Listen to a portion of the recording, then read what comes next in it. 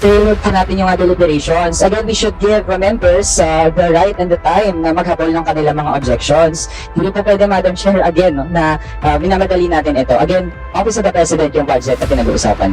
Hindi ba't mas mataas ang utang na courtesy at respeto ng mga ahensya ng gobyerno sa mamamayan, lalo na ang Office of the President?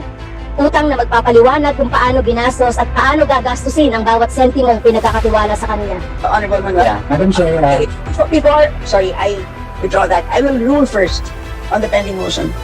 The objection has been withdrawn, and therefore the motion to terminate the budget briefing No, Madam Chair, I Office of the President is hereby approved. no, Madam Chair, naghabol pa ako ng objection ko dun sa motion to terminate. Hindi po pwede mag-terminate tayo ng deliberations habang hindi magiging part ng Madam Chair, Madam Chair, you have presentations. there was a motion, it was seconded, and the chair ruled.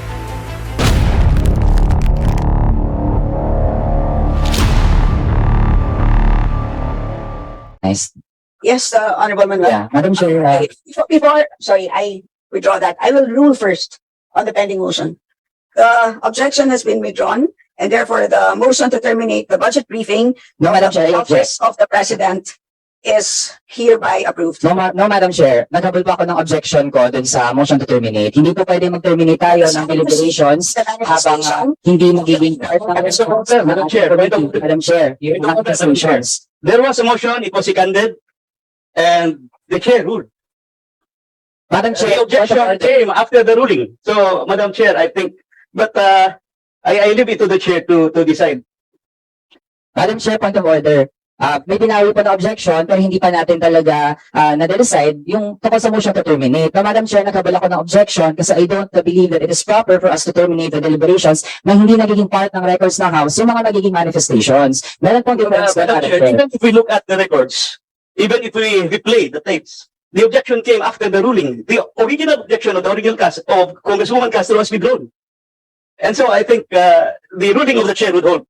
Madam Chair, point of order again, nire-reload po natin yung deliberations. Again, we should give members the right and the time na maghabol ng kanilang mga objections. Hindi po pwede, Madam Chair, again, no, na minamadali natin ito. Again, Office of the President yung budget na pinag-uusapan. Madam Chair, I think there were 2 points of orders, and I request the chair. Let us just have some order in the House, please. So at the point that the objection was withdrawn, then automatically the motion to terminate the budget briefing was carried. No, Madam So Chair. that is the effect of the withdrawal of the objection. And therefore, we No, Madam proceed Chair, with the Madam Chair. manifestation Ay. of the minority members. And please note to Honorable Manuel that the hearing has not yet been suspended. And therefore, the manifestation of the minority members will be part of the records. Usually noted, Madam Chair. Yes. Thank you. In which case, we now proceed with the manifestation of the Honorable Castro. You have 2 minutes. Thank you, Madam Chair. Nararapat lang nabuksan sa deliberasyon ang budget ng Office of the President sa mga miyembro ng komiting ito sa Kamara. Dahil tungkulin natin sa ilalim ng konstitusyon ang ihapag ang lahat ng concerns ng taong bayan kung saan napupunta ang buwis nila. Courtesy, respect, hindi ba't mas mataas ang utang na courtesy at respeto ng mga ahensya ng gobyerno sa mamamayan, lalo na ang Office of the President. Utang na magpapaliwanag kung paano ginastos at paano gagastusin ang bawat sentimong pinagkakatiwala sa kanya. Tayo sa Kongreso, hindi natin dapat payagang manaig ang secrecy at silence samantalang napakalakas na umaalingaw-ngaw ang katanungan ng mga mamamayan. Bakit may bilyong-bilyong sinisikretong pondo samantalang patong-patong ang kagyat na pangangailangan para sa ayuda, libreng edukasyon at serbisyong medikal, abot kayang pabahay at iba pa? Mapapababa ba ng 4.56 billion pesos na CIF ng Office of the President ang presyo ng bigas, iba pang mga pagkain sa palengke, kuryente, tubig, basic commodities? Pang national security ang public order nga ba? Bakit dumadami pa ang human rights violations ng mga baril at pangangailangan sa mga baril, mga kapangyarihan gaya ng red tagging at iba pang pang-abuso? May trend ng papalaking CIF. Lolobo ito sa 120 milyon mula sa kasalukuyang taon. At mula 8.69 billion sa nakarang administrasyon, dumarami ang mga dating hindi tumatanggap ng mga black budget. Samantalang tumataba ang top secret funds ng mga dati nang nakakatanggap. At ang pinakamataas na opisyal ay siya ring may pinakamalaking tagong pondo na bawat audit, walang public accounting, wala rin isang segundo man lang na paliwanag kung paano ginastos at gagastusin. Hindi dapat magpapatuloy ang trend na ito. Labag ito sa policies ng transparency and public disclosure lalo na sa mga bagay ukol sa pera ng bayan.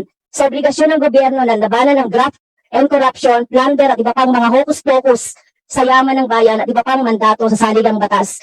Naniniwala ang kinatawang ito na ang pagtanggi ng Office of the President pati na rin ang Office of the Vice President na sumailalim sa public deliberation ukol sa kanilang budget, lalo na sa confidential intelligence funds nila, ay isa lamang sa dumaraming rason kung bakit imbis na aprubahan ang kanilang mga black budget, ay dapat nang i-abolish ang CIF, Madam Chair. And last request, Madam Chair, since the OVP, Vice President Sara Duterte admitted that she requested a 125 million confidential fund from the Office of the President. May we request a copy of that letter, Madam Chair, and the approval of the President. Thank you, Madam Chair. The chair now recognizes the Honorable Manuel for his 2-minute manifestation. Thank you, Madam Chair. Madam Chair, the highest form of courtesy in this country should be extended to the Filipino people. May karapatan po ang mamamayan na alamin paano ginagastos ang pondo ng bayan at yun yung dapat naman naig at all times. No? Galangin dapat natin ang karapatan ng mamamayan. And since the Office of the President and its the personnel are present here, nasa kanila na po yung burden kung sasagot sila o hindi dun sa ating mga i-raise na mga punto, Madam Chair. Regarding confidential and intelligence funds, for the record, marami na pong mga kababayan natin yung umaalma, Madam Chair, given yung record high na confidential funds pa lamang ng Office of the Vice President. But Madam Chair, kung i-compare natin sa confidential and intelligence funds ng Office of the President, di hamak na mas malaki, Madam Chair. 2.25 billion confidential funds, 2.31 billion intelligence funds, constituting 43% of the Office of the President's proposed budget. As Madam Chair, also the Office of the President has to explain bakit inaprubahan ang 125 million pesos na confidential funds for the OVP kahit nawala po yon sa General Appropriations Act noong 2022.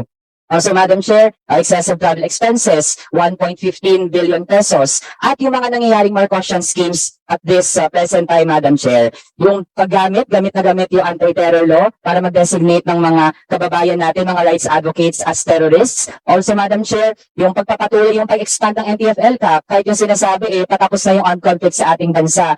It's a form of encroachment sa ating mga civilian agencies. Patuloy na babantayan at tatakutin ang ating mga civilian organizations and individuals at yung kaduda-dudang mga beneficiaries ng NTF-ELCAC na nagiging source ng korupsyon sa iba't ibang mga ahensya sa ating pamahalaan. And at the soonest time possible, we expect answers from the Office of the President. Thank you, Madam Chair.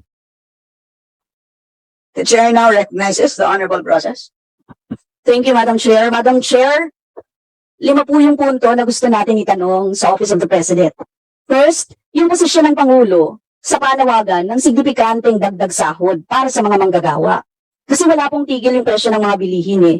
Pangalawa, ano po ang posisyon ng Malacanang sa mas epektibo at masaklaw na price control sa mga batayang bilihin dahil hindi po sasapat yung EO39. Dahil meron pong 43 pa na mga basic commodities na magtataasan, sabi ng DTI. Pangatlo, gusto po nating malaman yung hawak na bilyon-bilyong unprogrammed funds at special purpose funds na nasa loob ng Office of the President. Ika-4, gusto po natin makuha yung paliwanag sa fund transfers sa NTF-ELCAC Secretariat at sa Anti-Terrorism Council kasi hindi po ito maliwanag sa taong bayan. Ika-5, maungkat po natin yung foreign travels ni Pangulong Marcos Jr. ganun din ang paggastos ng pondo para sa gender and development programs. So Madam Chair, habang matinding gutom yung inaabot ng ating mga kababayan sa ngayon, lalo't wala namang signifikanteng aumento sa sahod, kulang na kulang yung 40 pesos na aumento. Sa NCR, pambili ng bigas, kahit pa may price cap dito. Hindi na reasonable ang sobrang taas ng presyo ng mga bilihin. Marami pong pwedeng gawin ang Pangulo para ibaba ang presyo ng bilihin at hindi rin kasama doon ang buwanang biyahe sa iba't ibang bansa katulad ngayon na nasa Jakarta ang Pangulo. Kagyat po na pwedeng gawin epektibong price ceiling sa mga batayang bilihin bukod sa bigas, pagtanggal sa excise tax sa langis at signifikanteng dagdag sahod para sa mga manggagawa at kawani.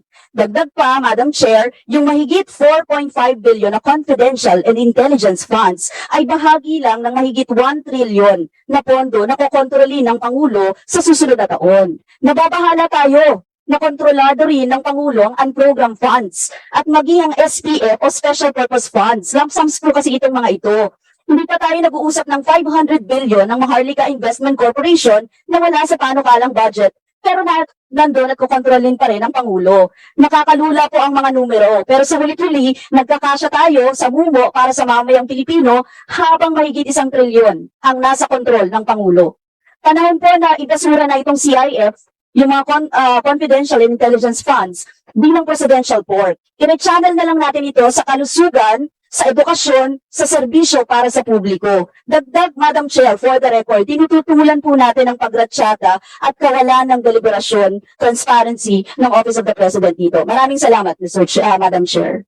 Madam Chair, we have to suspend the hearing, the budget briefing of the Office of the President. Second. Mr. Chair. This budget hearing is suspended. Thank you.